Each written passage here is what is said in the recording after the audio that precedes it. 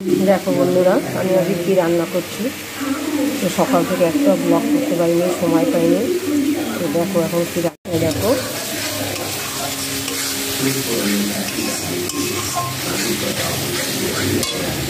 আলু সিদ্ধ করে একটু ভেজে নিয়েছি, কারণ আলু দেবো না আমার ছেলের মাংসে।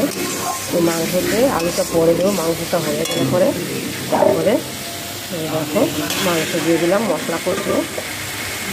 তো দেখো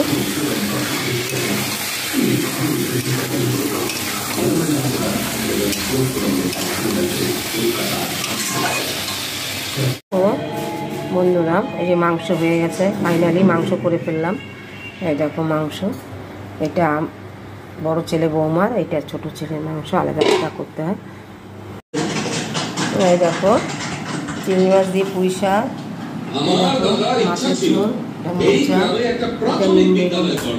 আর এই যে বৌমা খাচ্ছে। এই যে আজ তাড়াতাড়ি খেতে দিয়েছি বৌমারে, খিদে পেয়েছে, সকাল দিয়ে খাইনি।